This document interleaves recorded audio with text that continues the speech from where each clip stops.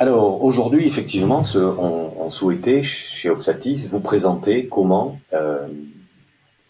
le- la mise en conformité d'un site avec la loi était de nature à rassurer tous vos clients. Ça, c'est un point qui est fondamental et on va voir avec la complicité de Maître Astier, qui est notre invité aujourd'hui, comment effectivement, quelles sont les bonnes pratiques à identifier pour contribuer effectivement, et souvent ce côté réglementaire, légal, nous paraît un petit peu rébarbatif. En fait, on se rend compte que beaucoup de clients sont mûrs, sont matures par rapport au e-commerce, et donc il est fondamental pour eux de bien identifier un site en conformité avec la loi. On a tous entendu parler récemment, l'année dernière, de la loi Hamon, par exemple, mais il y en a d'autres, et Maître Astier va nous en parler tout à l'heure. Il y a d'autres lois en cours, et il y a tout un tas de bonnes pratiques réglementaires dont on va parler tout à l'heure.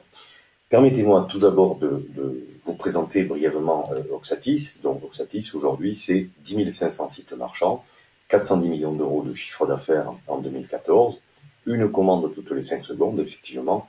Sur la totalité des commandes qui arrivent sur nos serveurs, eh bien, on veille effectivement à ce que tous nos clients soient en conformité avec la loi, avec des outils, avec des formulaires de rétractation déjà natifs. On va voir qu'il y a des offres particulières, et c'est un peu ce que nous verrons en fin de présentation, liées avec la collaboration qu'on a mis en place avec le cabinet AS, qui nous permet donc de rendre vos sites en conformité avec la loi, et nos équipes donc d'une centaine de collaborateurs basés pour la plupart à Marseille, à Paris, à Londres et à Barcelone.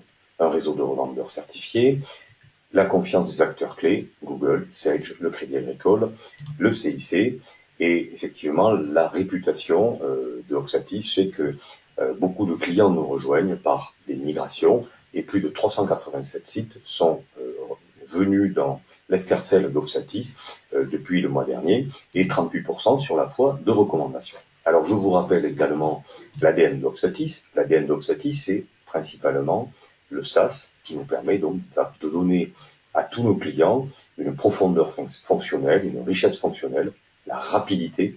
Alors la rapidité, c'est également un point qui est fondamental. Très souvent, lorsque je surfe sur des sites, on se rend compte que si le site n'est pas rapide, on a tendance à abandonner son panier, abandonner même le parcours d'achat. Donc, vous savez que nous vous parlons très régulièrement de toutes ces fonctionnalités qui assurent un bon parcours d'achat client. Eh bien, le client, après-vente par exemple, il se pose des questions sur comment je retourne ma marchandise si elle ne me convient pas. Est-ce que le site est conforme aux réglementations en France? Est-ce que j'ai acheté sur un site français? Donc tous ces points sont fondamentaux et on va rentrer rapidement dans le vif du sujet. Alors cette richesse fonctionnelle est également axée sur le mobile, les marketplaces, la facette et les réseaux sociaux.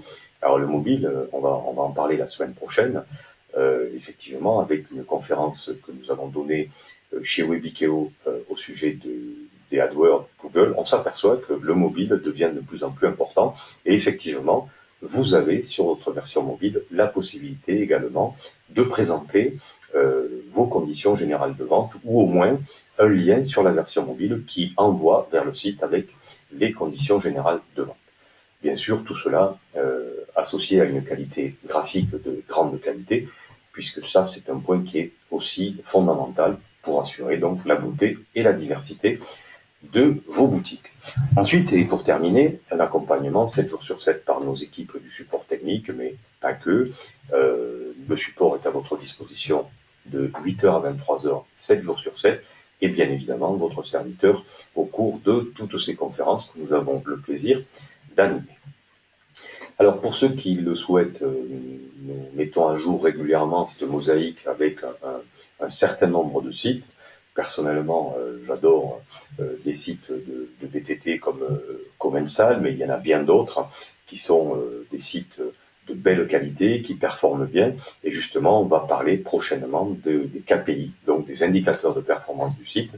Mais si vous voulez bien, rentrons maintenant dans le vif du sujet. Alors, je vais, avant de laisser la parole à Maître Astier, je vous propose donc le sommaire suivant. On va voir comment vous allez rentrer en contact avec le cabinet AS Avocat, qui est la référence juridique en e-commerce. On va voir comment vous devez respecter vos obligations légales et protéger votre activité et aussi rassurer vos clients et surtout d'opter pour une exploitation sereine de votre boutique en ligne. Alors, Maître, si vous voulez bien nous expliquer maintenant au niveau du constat et des enjeux, qu'est-ce qui se passe finalement autour de nous, notamment en matière réglementaire. Alors, merci, bonjour à tous. Merci pour cette rapide présentation. Juste quelques mots pour compléter. Donc, effectivement, le cabinet AS, c'est un cabinet qui a 20 ans d'existence, qui est un cabinet de niche spécialisé en droit des nouvelles technologies et de la propriété intellectuelle. Et c'est vrai que notre positionnement aujourd'hui est un positionnement fort auprès des différents acteurs du e-commerce. C'est ce qui fait du reste que nous sommes le seul cabinet présent depuis une dizaine d'années au salon e-commerce et au salon e-marketing. Dans le cadre de notre activité, naturellement, nous sommes amenés à la fois à travailler aux côtés des cybermarchands lors de la construction de leur boutique en ligne et de la conception de leur business model par rapport à l'activité digitale. Qu'est-ce que ça veut dire? Ça veut dire qu'on est à leur côté pour la définition de leur politique contractuelle, pour la mise en place de différents documents associés à l'exploitation d'un site, pour assurer justement la sécurité de l'exploitation du dit site et la sérénité dans la mise en œuvre chaque jour des différentes opérations engagées à travers le site. L'objet de cette conférence, et je remercie vivement la société Osatis de cette invitation, c'était de faire un point sur une série de problématiques qui peuvent être rencontrées, qui sont rencontrées au jour le jour par les cybermarchands, parce qu'aujourd'hui, lancer une boutique en ligne n'est pas un acte neutre, il y a des conséquences juridiques, il y a un certain nombre de sources d'insécurité juridique, ce que l'on va traiter aujourd'hui.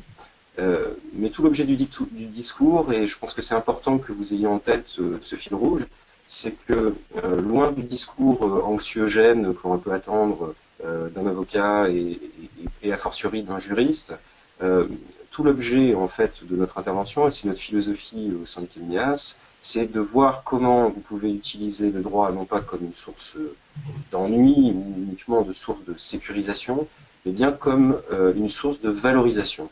Alors bon, c'est toujours difficile, notamment quand on est en France et un peu déconnecté du monde anglo-saxon, où cette logique est déjà largement intervenue, mais l'idée c'est, certes on ne peut pas parler de ROI, donc de retour sur investissement par rapport à une prestation juridique, non, c'est pas à ce niveau-là. L'idée c'est de vous expliquer en quoi, par exemple, mettre des conditions générales de vente conformes aux dernières réglementations sera de nature à renforcer la confiance des clients qui sont de plus en plus attentifs à ce type de documents.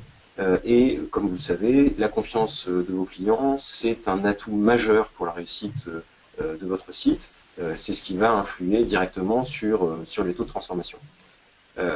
Même si mon discours n'a pas pour objet d'être anxiogène, dans le cadre de mon activité, naturellement, je suis amené à gérer la partie contentieuse, c'est-à-dire que lorsque les choses se passent mal, et en matière d'e-commerce notamment, à accompagner nombre de nos clients cybermarchands dans le cadre des contrôles qui sont effectués par l'administration française attachée au ministère de l'économie, qui est la DGCCRF, la répression des fraudes, pour faire simple, avec ses antennes locales qui sont des antennes qui s'appellent la DDPP.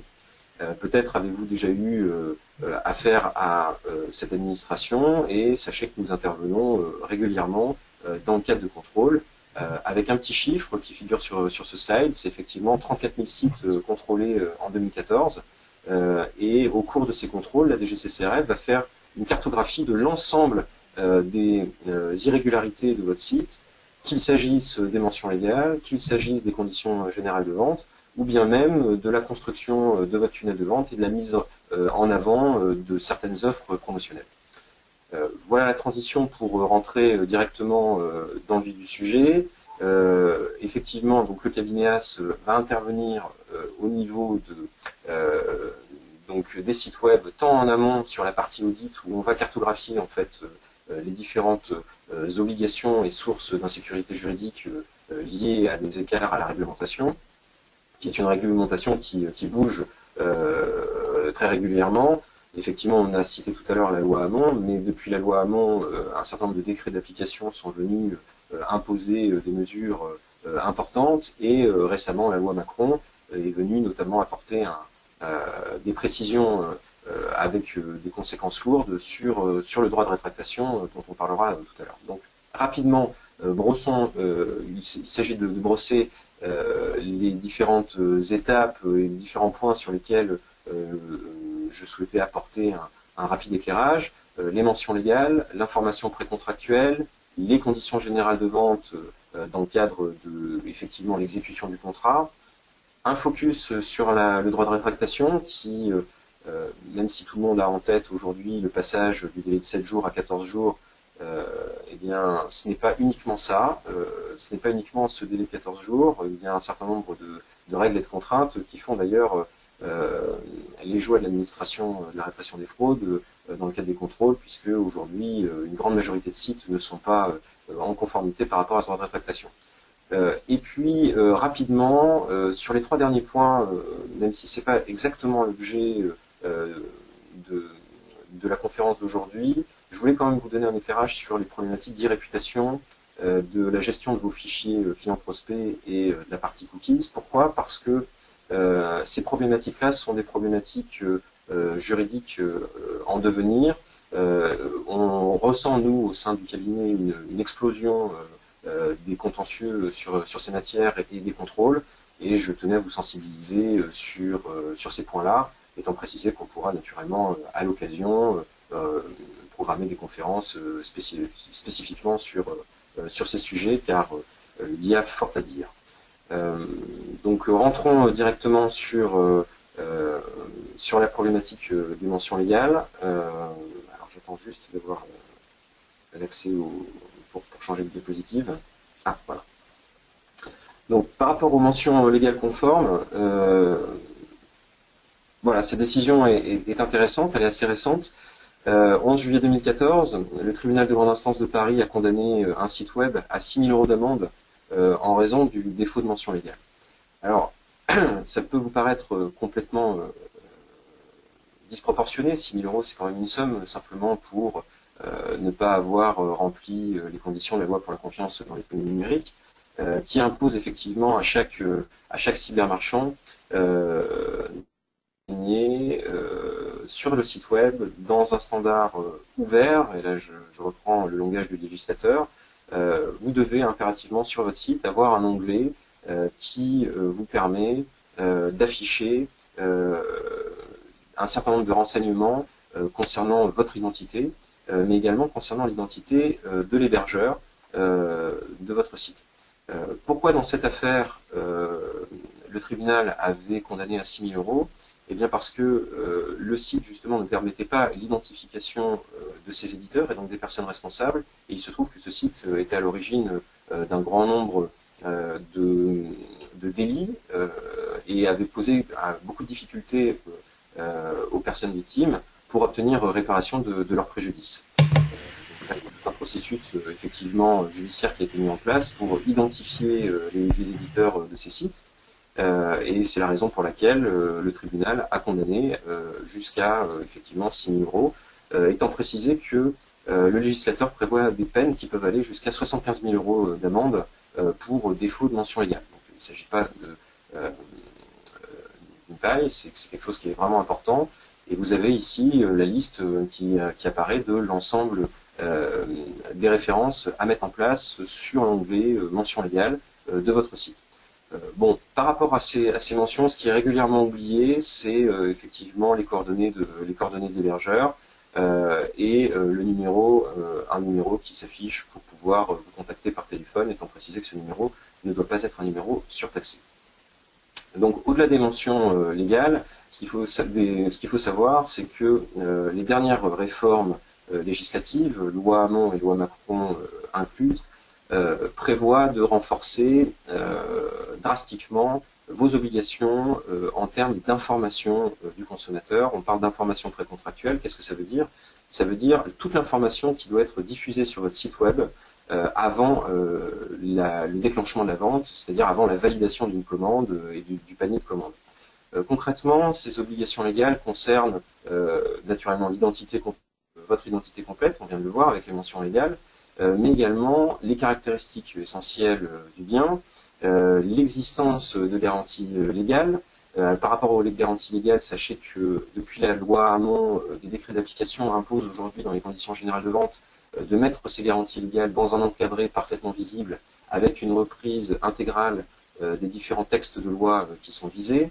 De la même manière, vous devez viser l'existence ou non d'un service après-vente et la manière dont celui-ci fonctionne, comment contacter le service après-vente sur le site. Les moyens de paiement, quels sont les moyens de paiement qui sont fournis sur le site, y a-t-il des limitations?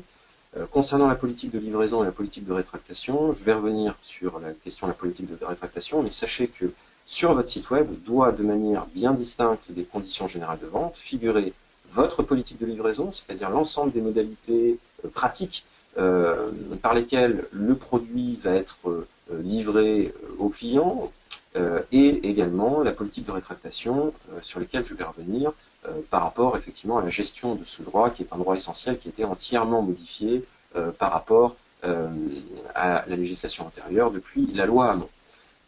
Là encore, parce qu'il faut vous donner une vision concrète des choses et des risques pris dans le cadre de l'exploitation de votre plateforme, sachez que dans la grande majorité des cas, en termes de contrôle, notamment de la répression des fraudes, les sanctions, et en tout cas l'axe d'attaque, est celui de la pratique commerciale trompeuse, c'est-à-dire que le non-respect de l'ensemble des obligations que je viens de vous donner, à savoir toutes ces obligations précontractuelles d'information, que ce soit sur la fiche produit, l'affichage de mentions légales, l'affichage d'une politique de rétractation, l'affichage d'une politique de livraison, eh bien, si vous n'êtes pas dans les clous et si vous n'avez pas apporté ces différentes informations aux consommateurs, la répression des fraudes pourra vous condamner et en tout cas renvoyer votre dossier pour que vous fassiez l'objet d'une condamnation à des peines pouvant aller jusqu'à 2 ans de prison et 300 000 € d'amende, ces peines pouvant être multipliées par 5 s'agissant des amendes pour les personnes morales.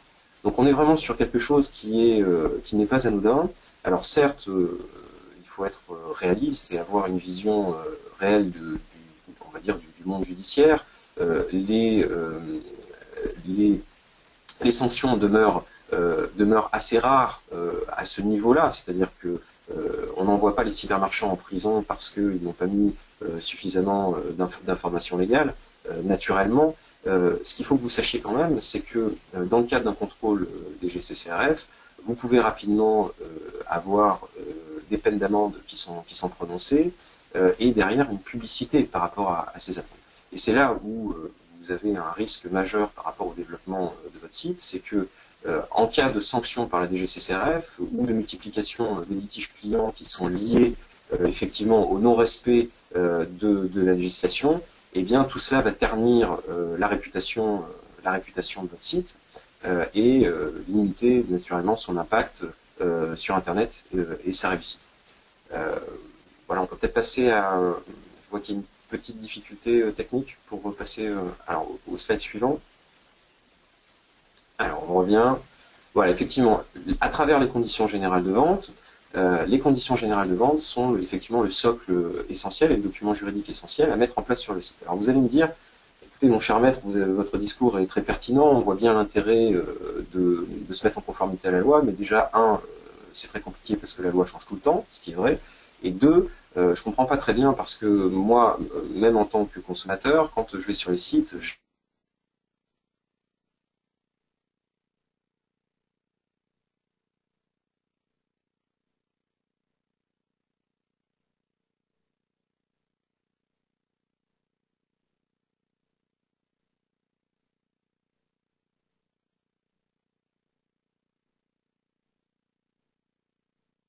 On va attendre 2 petites secondes, on a un petit problème de son avec Maître As.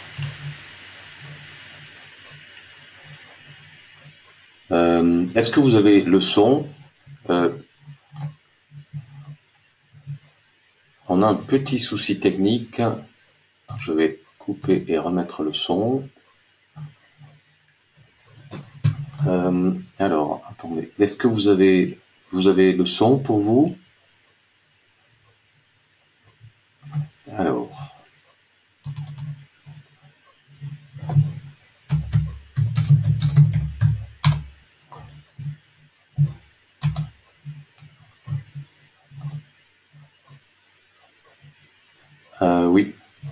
Alors,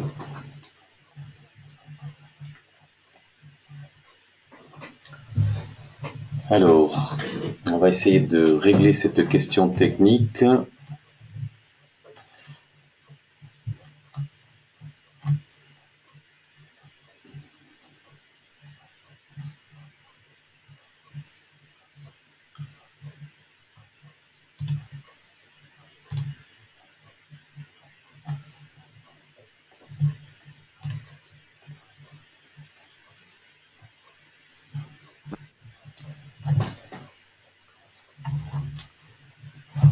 On ne vous entend plus.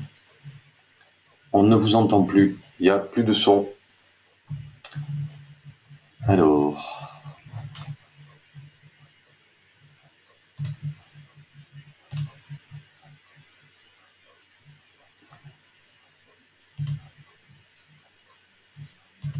Alors attendez, je vais essayer de contacter Maître As autrement.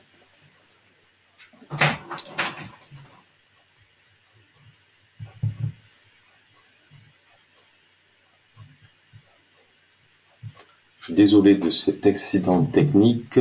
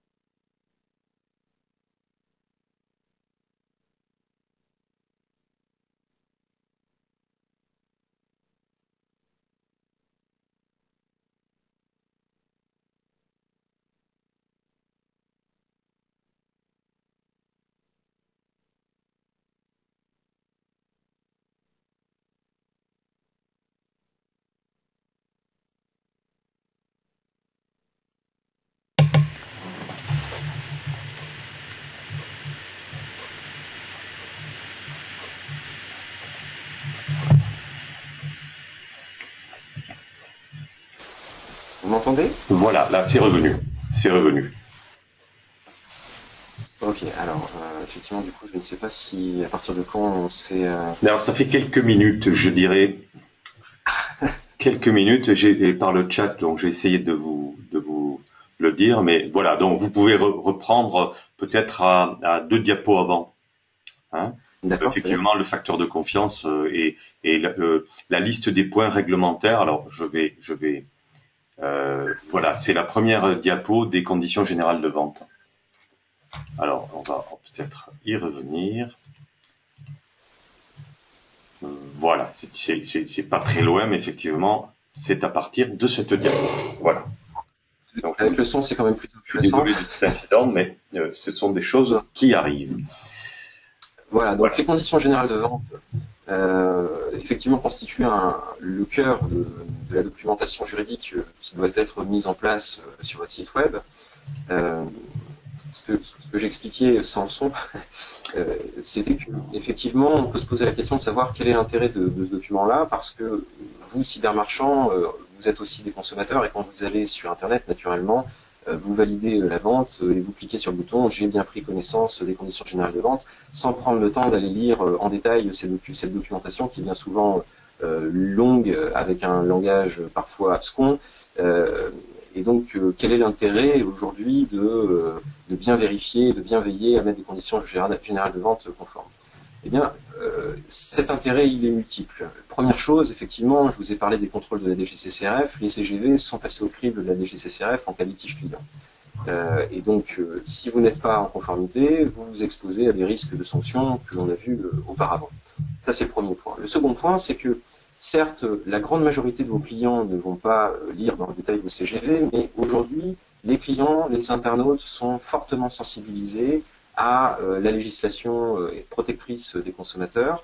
Et il est important que ceux-ci identifient très rapidement la qualité de vos CGV à travers un certain nombre de points clés, que ce soit au niveau de la présence d'une politique de rétractation, d'une politique de livraison, la mise à jour du délai de rétractation, les différents encadrés, tous les éléments en fait qui font de ce document un document destiné aussi à renforcer la confiance de vos utilisateurs et à constituer le socle de votre business. Parce qu'aujourd'hui, c'est grâce aux conditions générales de vente, que vous soyez d'ailleurs dans le domaine B2B ou dans le domaine B2C, c'est grâce aux conditions générales de vente que l'on va asseoir votre modèle économique et que l'on va asseoir votre business en ligne. Donc, les conditions générales de vente s'imposent véritablement comme un outil tant de transparence et de sécurité que de renforcement de confiance des utilisateurs pour permettre effectivement d'avancer et de développer efficacement votre plateforme. Effectivement, sur l'actualité, on a beaucoup aujourd'hui de modifications issues de la loi de la loi Hamon, la loi pour la confiance dans l'économie numérique en 2004, ensuite effectivement la loi Hamon en 2014. Depuis la loi Hamon, plusieurs décrets d'application sont venus encadrer la politique de rétractation. La loi Macron est venue justement modifier cette question de la rétractation avec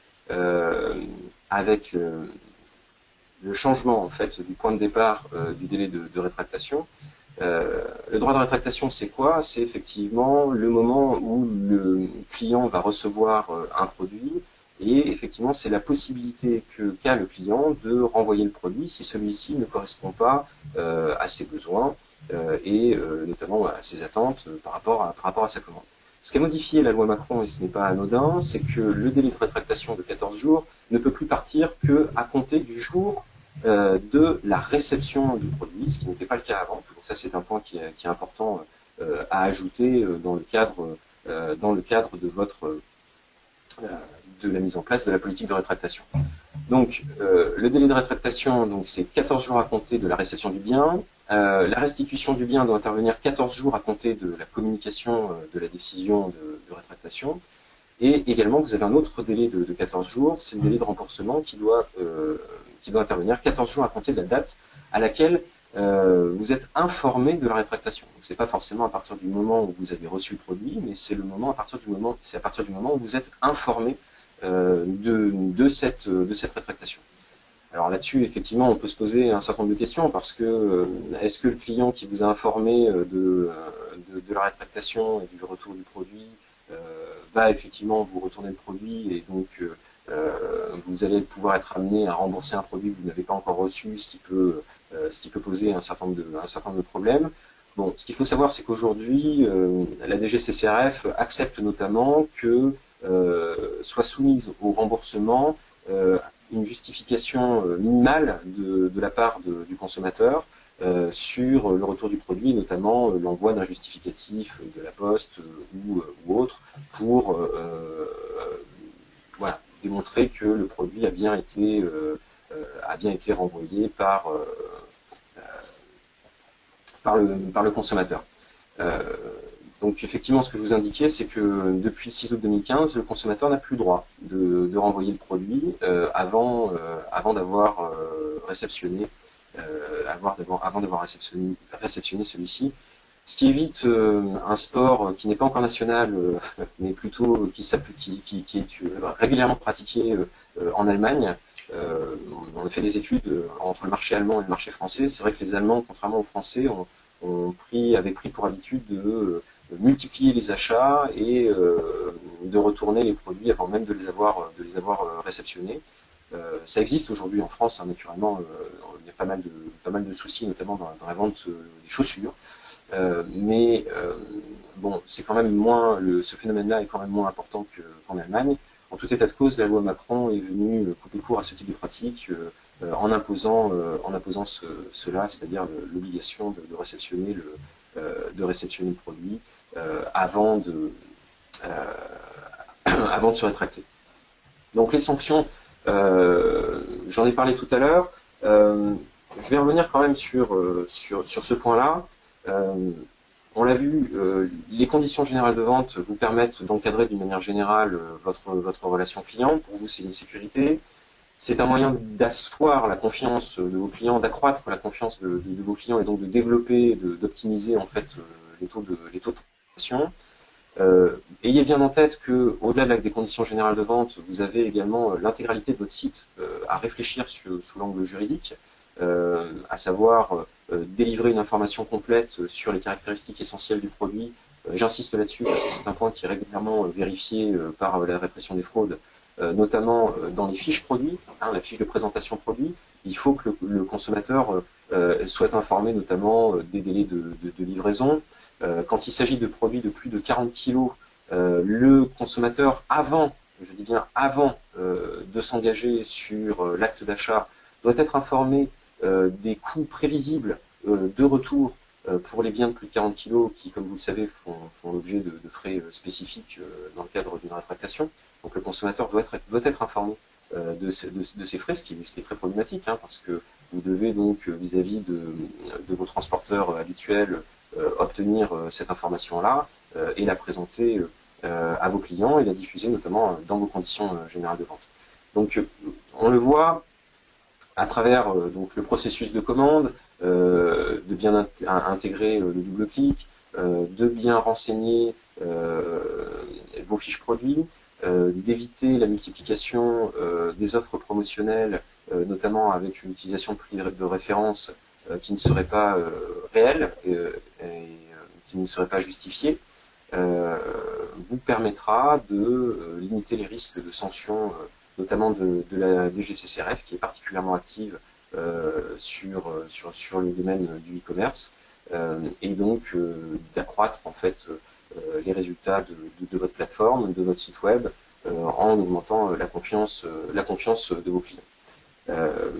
Grâce effectivement à vos conditions générales de vente, grâce à la mise en œuvre de l'ensemble de ces recommandations légales et donc de la création d'un environnement légal conforme, vous allez augmenter donc la confiance de vos clients et surtout éviter des risques d'atteinte à l'e-réputation, parce que au-delà du risque de sanction judiciaire et donc du risque de condamnation, comme on l'a vu avec les différentes sanctions, effectivement derrière c'est des avis consommateurs qui pourraient être défavorables. C'est également la multiplication d'articles en ligne qui pourraient nuire en fait à l'image que vous souhaitez véhiculer à travers le web. Pour gérer justement les avis consommateurs, limiter les atteintes à l'e-réputation, les conditions générales d'utilisation constituent un outil indispensable pour justement créer un système de modération et de détermination en fait des règles du jeu sur votre site web.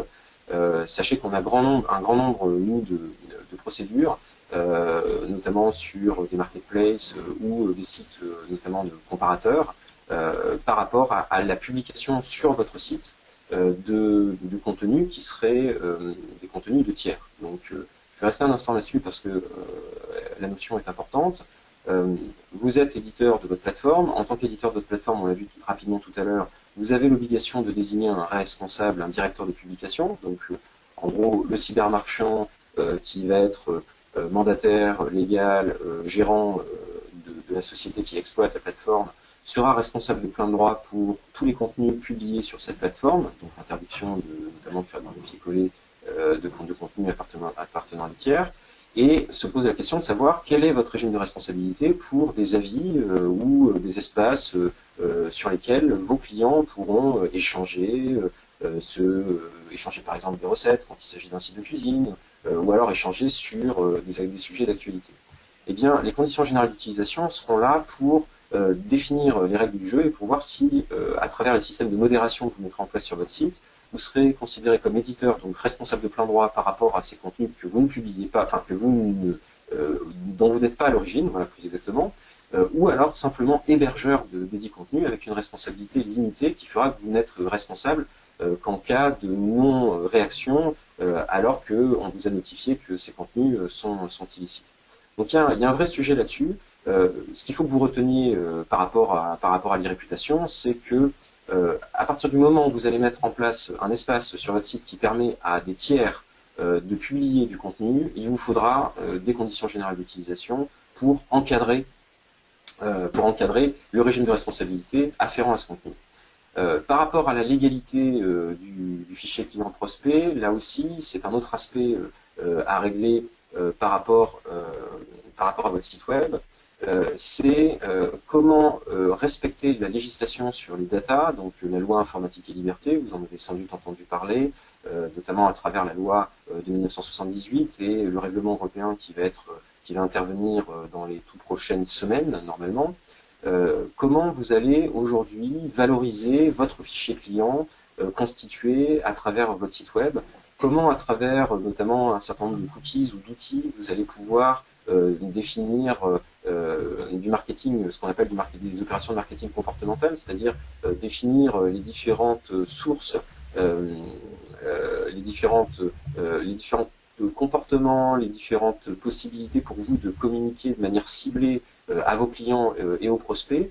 Tout ça vous contribue à manipuler un certain nombre de données à caractère personnel et donc vous place sous l'empire d'une législation qui est particulièrement contraignante et là qui est pour le coup sanctionnée pénalement et de manière beaucoup plus violente par la Commission nationale informatique et liberté, la CNIL, qui peut également conduire à des sanctions publiques avec publication première page de Google sur des sanctions qui font que les internautes, vos clients pourront être en défiance vis-à-vis de votre site parce qu'ils considéreront que vous ne respectez pas leur vie privée et que lorsqu'ils donnent par exemple leurs données bancaires, ils ne sont pas pleinement sécurisées.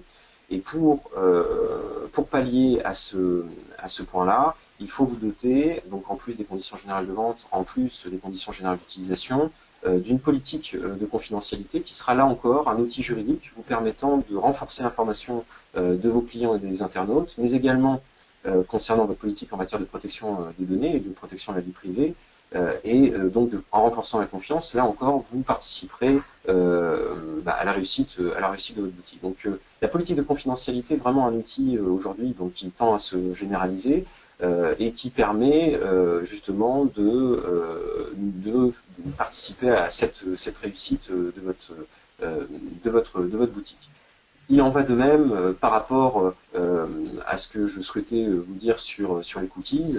Je passe rapidement parce que je vois le temps qui défile. Sur les cookies, c'est également un sujet qui est important. Une charte de gestion des cookies vous permettra tout simplement d'informer vos clients dans le respect de la législation, notamment de la délibération de la CNIL du 5 décembre 2013, d'informer vos clients sur les cookies qui sont mis en place sur votre site.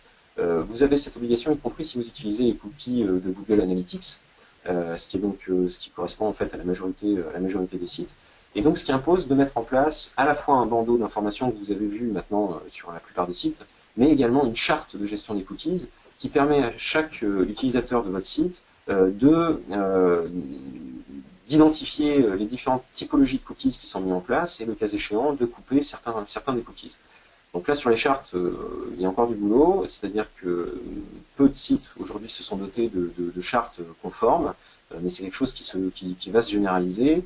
La CNIL a informé dès octobre 2014 qu'elle allait multiplier les contrôles pour vérifier ce point-là, donc c'est quelque chose qui va se généraliser dans les tout prochains mois. Donc pour résumer, par rapport à ces différents sujets, on voit bien qu'au-delà de la partie conditions générales de vente, il y a plusieurs problématiques juridiques à prendre en compte qui concrètement devront faire figurer sur votre site web des mentions légales sur un support accessible. Donc concrètement, un onglet spécifique mention légale pour vous identifier avec un certain nombre d'informations bien précises, dont notamment les coordonnées de votre hébergeur.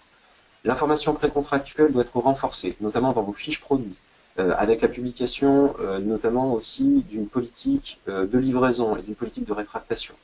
L'encadrement de l'exécution du contrat à travers des conditions générales de vente, qui est un document essentiel pour assurer la sécurité juridique de votre plateforme, renforcer la confiance de vos clients et renforcer la transparence aussi de vos pratiques. Sur la gestion du droit de rétractation, la politique de rétractation est essentielle. Grâce à Oxatis, vous bénéficiez d'un outil qui vous permet d'avoir notamment un formulaire de rétractation. C'est un outil qui est aujourd'hui essentiel et qui est extrêmement performant dans vos boutiques web, car grâce à ce type d'outil, vos clients vont se sentir en confiance. Ils vont savoir que s'ils ont fait un achat et que cet achat ne correspond pas à leurs besoins, facilement, rapidement et de manière fluide, ils vont pouvoir retourner le produit. Cet ensemble de mesures ne doit pas vous faire oublier d'autres éléments à mettre en place sur votre site. Gare à votre e-réputation. Si aujourd'hui vous mettez en place des espaces, notamment de discussion, d'avis, de publication de contenu de tiers, dotez-vous de conditions générales d'utilisation qui fixent les règles du jeu. Enfin, pour assurer la valorisation de vos fichiers, de toutes les informations que vous allez collecter sur votre site, et aujourd'hui vous savez que la data est un sujet de valorisation énorme dans le monde numérique, mais qui va au-delà même du monde numérique, dotez-vous d'une politique de confidentialité qui vous permettra d'informer vos clients, vos prospects sur ce que vous faites de leurs données, et tout ça dans le respect de l'article 32, notamment la loi informatique et liberté, qui vous permettra donc à la fois de respecter une législation, mais également d'informer efficacement vos clients et de participer à la réussite de votre boutique. Voilà tout l'enjeu d'une mise en conformité juridique de votre site. On voit bien qu'au-delà du discours anxiogène et des risques de sanctions que j'ai rappelés brièvement, il y a avant tout un enjeu qui consiste à renforcer la confiance de vos clients, justement par cette transparence, par la loyauté du discours et la loyauté des dispositifs qui sont mis en place sur votre site. Et c'est d'ailleurs tout ce que cherche à faire aujourd'hui le législateur, et ce sont les directions qui sont données, les directives qui sont données à la DGCCRF et à ces organismes décentralisés lors de contrôle pour veiller justement à ce que l'e-commerce continue de performer dans l'économie dans un univers sécurisé et loyal. Voilà, je vous remercie pour votre attention. Merci maître. Alors avant de passer à la séance de questions, on veut quand même, on souhaitait avec les équipes Oxatis vous présenter les contours du partenariat que nous avons noué avec le cabinet As Avocat.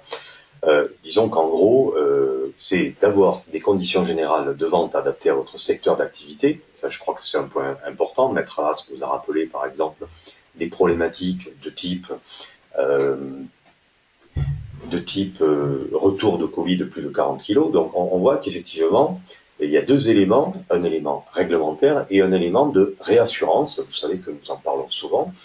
Comment on peut limiter les abandons de panier? Eh bien, c'est un point qui est fondamental, puisque effectivement, ça va contribuer à la bonne performance du site. Alors, modèle de mention légale obligatoire, nous l'avons vu. Un guide comprenant le détail de vos mentions légales, des recommandations pour la personnalisation, et surtout, lorsque vous avez des clauses spécifiques, la possibilité d'accéder à une mise à jour des conditions générales de vente. Alors, la solution que nous avons mis en place, c'est un pack conditions générales de vente, un guide de personnalisation, un contact dédié avec Jury s'appelle, une mise à jour gratuite par an, je viens de vous le dire, et ce pack complet, donc, est à un tarif remisé de 229 € et qui vous permet donc de bénéficier des mises à jour législatives et des clauses spécifiques, bien entendu, vous l'avez bien compris aujourd'hui, pour protéger votre activité. Alors juste peut-être pour aller, oui, oui, allez-y. Concernant ce fameux pack CGV, donc effectivement, on a souhaité sceller un partenariat ambitieux avec la société Oxatis, mais qui a été scellé en raison du sérieux que l'on a pu constater d'Oxatis et des services, les différents services qui sont proposés. Et ce pack qui révolutionne quelque part un petit peu l'univers juridique. Vous avez sans doute beaucoup entendu parler de l'ubérisation, des phénomènes d'ubérisation dans plein de domaines de notre économie. Bah, nous, on a fait ça avec un peu d'avance. On peut être assez fier de cela, puisqu'aujourd'hui, vous pouvez disposer de CGV en quelques minutes, et je dis bien en quelques minutes, à travers un formulaire dynamique d'une dizaine de champs qui nous a mis plusieurs mois de développement commun pour sa mise en place, et qui vous permet donc de télécharger directement par un processus qui vous prendra encore une fois une dizaine de minutes, des conditions générales de vente qui seront pré-remplies, qui correspondent à votre secteur d'activité, Et pour les spécificités liées justement à l'organisation de votre boutique, vous avez un guide de personnalisation qui attire votre attention sur des clauses spécifiques et la possibilité de contacter des avocats spécialisés par un moyen très simple qui s'appelle Juris Appel et qui vous permet de choisir 3 minutes ou 4 minutes ou 10 minutes de consultation en ligne directement au téléphone avec un paiement directement en ligne. Donc voilà, tout ça pour un prix de 229 euros qui est extrêmement compétitif. En sachant que ces conditions générales de vente sont naturellement à jour des dernières réformes, loi Hamon, mais également loi Macron et dernier décret d'application. Voilà. Parfait. Alors, pour aller un peu plus loin avant de passer à la séance des questions, il y en a déjà quelques-unes. Bon, vous avez un guide qui est téléchargeable, qui est payant, hein, me semble-t-il. Je crois qu'il est autour de 45 euros. Donc, pour aller plus loin, mais bien évidemment, vous avez aussi la possibilité de profiter de l'offre dont on vient juste de vous parler. Avant de passer à la séance de questions, je vous rappelle, pour ceux qui ne connaissent pas encore, que vous pouvez revoir ces contenus en vidéo. Vous pourrez revoir rapidement la présentation d'aujourd'hui en vidéo. Je vous rappelle également un événement très important du 24 mars 2016. Ce sera le Webinar Day Oxatis, où on va vous présenter un focus sur le commerce entre professionnels. Et ce focus B2B donc fera l'objet donc d'une journée complète de webinaires. Donc et vous pourrez vous inscrire bien évidemment à tous les webinaires ou à un de ceux qui vous intéressent. En tout cas, mettez bien cette date dans vos agendas. Alors, avant de passer à la séance des questions, alors maître, on a une question. Comment s'applique la loi Macron encadrant la rétractation avant livraison en ce qui concerne les services? Ça, c'est un cas, effectivement, c'est un cas un peu particulier sur les services. Alors, le principe de la mise en place d'un droit de rétractation quand on parle de service, effectivement, on a beaucoup parlé du produit. La rétractation peut également intervenir en matière de prestation de service. Le principe qui est imposé par le Code de la consommation est le suivant. Vous ne pouvez pas vous rétracter à partir du moment où le service a commencé. Donc, concrètement, qu'est-ce que cela veut dire? Ça veut dire que vous avez la possibilité de vous rétracter naturellement une fois que dans le délai de 14 jours après la commande du service. Mais à partir du moment où le service a commencé, vous ne pouvez plus vous rétracter. Ce qui peut poser des problèmes, c'est dans le délai. C'est-à-dire que parfois, lorsque vous commandez une prestation, vous n'avez pas envie d'attendre le délai de 14 jours pour que ce service commence. Puisque si on veut appliquer le délai de 14 jours, normalement, il faudrait effectivement vous commander le service, on laisse passer un délai de 14 jours et on commence à délivrer le service. C'est ce que imposerait normalement la loi. Et donc, ce que l'on voit aujourd'hui en pratique, c'est qu'on peut anticiper la délivrance du service. Admettons, Monsieur Dupont va commander un service le 10 janvier, et en fait, ce service, il en a besoin pour le 13 janvier. Eh bien, le cybermarchand pourra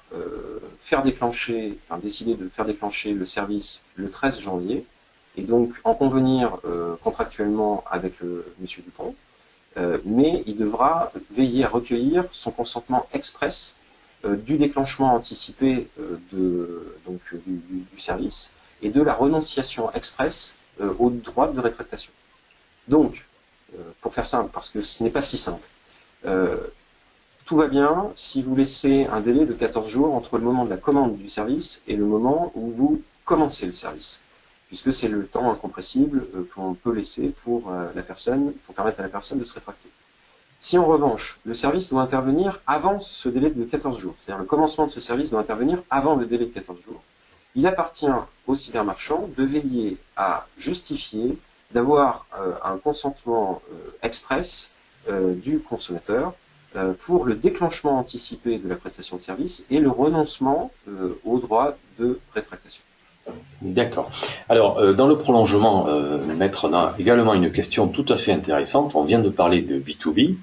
Alors, il y a une remarque tout à fait intéressante de Morissette qui nous demande si le délai de rétractation est identique pour les particuliers ou les professionnels. Alors non, tout ce que l'on Voilà, ça, c'est indique un point important. pour la protection des consommateurs, sur l'identification des qualités essentielles, tous ces éléments-là sont issus du code de la consommation. Donc on parle bien de relations B2C. Hein. Donc lorsque vous avez votre site s'adresse aux consommateurs, aux particuliers. Le droit de rétractation en matière de B2B est extrêmement résiduel. Je ne vais pas rentrer dans le détail parce que là encore c'est particulier, c'est complexe. Simplement ce qu'il faut entendre, c'est que le B2B, en matière de B2B, on peut avoir un droit de rétractation, mais quand on est dans le cadre de vente hors établissement et quand le professionnel qui est démarché, donc hors établissement, est une toute petite entreprise, c'est-à-dire avec moins de 5 personnes. Voilà. Donc, dans l'immense majorité des cas, il n'y a pas de droit de rétractation en matière de B2B. C'est vraiment uniquement dans les cas de vente hors établissement. On a eu des affaires, nous, puisque le positionnement du cabinet est un positionnement très fort pour les voyous du web se chargent notamment de ce qu'on appelle les ventes one-shot. Et effectivement, on a eu des cas de rétractation possible en matière de B2B, mais ce qu'il faut que vous sachiez, c'est que voilà, c'est extrêmement limité. Hein. Pour faire encore plus simple et plus général, mais pour que vous ayez bien cette idée en tête, le B2C, c'est l'intégralité du code de la consommation qui s'applique, c'est-à-dire des règles extrêmement contraignantes et protectrices du consommateur parce que, contrairement à un professionnel, il n'est pas censé connaître toutes les règles. En matière de B2B, c'est le code du commerce qui s'applique. Et donc là, on est plutôt dans une législation de liberté, de libre négociation. Et donc, même si aujourd'hui, on a quelques contraintes par rapport au déséquilibre significatif, l'interdiction du déséquilibre significatif dans les conditions contractuelles entre professionnels, disons que le principe général est quand même la liberté de négociation et en B2B, vous n'avez pas le même système de contraintes et d'obligations qu'en B2B. D'accord. Alors, effectivement, Tina rebondit sur cette question. Lorsqu'on est en présence d'un site qui a deux accès, un accès B2C, un accès B2B, faut-il rédiger des conditions générales de vente adaptées aux deux cibles différentes?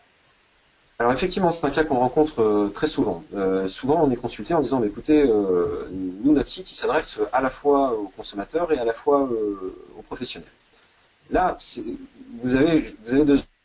Première option, le nombre de professionnels reste extrêmement limité par rapport au nombre de consommateurs, auquel cas les conditions générales B2C auront vocation à s'appliquer à tout le monde de manière uniforme et ça pose pas vraiment de problème opérationnel. Dans l'autre hypothèse, si vous avez un partage de clients professionnels et un partage de clients internautes particuliers, donc consommateurs, eh bien, vous n'avez pas vraiment le choix. C'est-à-dire que si vous souhaitez justement opérer une distinction entre ces deux types de clients, il vous faudra effectivement deux types de conditions générales de vente, les conditions générales de vente B2C et les conditions générales de vente B2B. D'ailleurs, ce sont deux modèles de CGV qu'on propose à travers le pack Oxatis. Vous allez pouvoir choisir si vous vendez des produits, si vous vendez des services, si ces produits ou services sont vendus à des professionnels ou si ces produits et services sont vendus à des particuliers. Et ça, dans plusieurs domaines et plusieurs secteurs d'activité. Concrètement, ça veut dire quoi? Ça veut dire aussi que si vous avez un canal pro et un canal particulier sur votre site, il faudra bien identifier ces deux canaux de vente pour que dans le processus de vente et dans votre tunnel de vente, on puisse chaque catégorie et typologie de clients puisse bien être identifiée. Vous avez d'un côté donc on va dire le site web généraliste qui va permettre aux consommateurs de remplir leur panier de commande et de commander et dans le processus de commande de valider les conditions générales de vente B2C. Et peut-être sur votre site un onglet Espace Pro dans lequel effectivement les professionnels vont pouvoir s'identifier et donc avoir une identification active de leur statut de professionnel. Et là, pareil, de créer un autre processus et tunnel de vente suivant les mêmes formes, mais qui inclura des conditions générales de vente B2B. D'accord. Alors, on va avancer parce que je vois qu'on a beaucoup de questions. Alors, alors, une question de Chloé. Quelle est la loi applicable aux mentions légales pour un site hébergé en France, mais dont la vente est réalisée par une entreprise anglaise? Je crois que la réponse est relativement simple. La réponse, c'est que le site, à partir du moment... Alors, tout dépend du site cible, de la région cible. Vous vous pouvez me réindiquer Oui, en fait, la vente est réalisée par une entreprise anglaise, mais c'est un site qui est hébergé en France. Alors, Chloé, peut-être pouvez-vous préciser si les ventes sont réalisées en France ou, par exemple, voilà, voilà, c'est ce point qu'il faut, oui, les ventes sont réalisées en France. Voilà. Voilà. Donc, sachez que le critère d'application de la loi est effectivement le public visé. Donc, si c'est un site chinois ou anglais ou italien qui vise le marché français, donc avec un site qui vise une livraison en France, qui est rédigé en français, donc qui s'adresse au public français, c'est bien la législation française qui va trouver à s'appliquer. En l'occurrence, et pour vous donner une réponse très précise, s'agissant des mentions légales, c'est la loi pour la confiance dans l'économie numérique du 21 juin 2004 qui trouvera à s'appliquer. Alors, une autre question un peu technique, vous avez parlé, maître, de la renonciation express. Alors, est-ce qu'on peut enregistrer cette renonciation, par exemple, via un SMS ou un enregistrement téléphonique? Oui, je pense qu'il faut être pragmatique dans ce type de mise en place. Aujourd'hui, bon, vous savez que le droit n'est pas une science exacte, qu'il y a toujours un domaine d'interprétation, et on est sur des grands principes. Le grand principe, c'est d'être en mesure de justifier d'un consentement libre et éclairé. C'est ce que reprend régulièrement le législateur. Et donc, quand il y a une contestation sur la nature du consentement, bah, ça va être à nous de prouver en quoi ce consentement était libre et éclairé. Si votre SMS ou si le message qui s'affiche, le pop-up dans lequel vous avez une case à cocher, est suffisamment clair et informe bien la personne qu'il renonce expressément à son droit de rétractation dans le cadre de la commande numéro 28 du 4 février, eh bien on sera en mesure, nous, de justifier qu'il s'agissait bien d'un consentement libre et éclairé. Donc, tout est naturellement question d'interprétation et au cas par cas, mais ce qu'il faut que vous reteniez, c'est que tous les moyens sont possibles dès lors qu'on est en mesure de justifier de la nature de l'information qui est donnée au client. Alors, on a plusieurs questions qui sont de la même nature finalement. La loi Hamon prévoyait que le délai de rétractation ne s'appliquait pas pour un certain nombre de produits. Alors, par exemple, les produits sur mesure, les produits périssables, certains produits de lingerie, etc., etc. Est-ce que la loi Macron, est-ce que la nouvelle loi, effectivement, on a des questions sur les produits alimentaires, etc. Bien entendu, pour ces produits-là, il paraît assez évident que la nouvelle loi n'a pas modifié fondamentalement les données de la loi Hamon. Est-ce qu'on peut... Alors, c'est un point qui est extrêmement sensible. C'est extrêmement sensible pourquoi? Parce que aujourd'hui, bon nombre de sites qui sont effectivement dans le sur-mesure ou dans d'autres domaines d'exclusion, on a vu effectivement une ouverture grâce au droit européen de l'exclusion du droit de rétractation pour la lingerie, pour des raisons d'hygiène par exemple.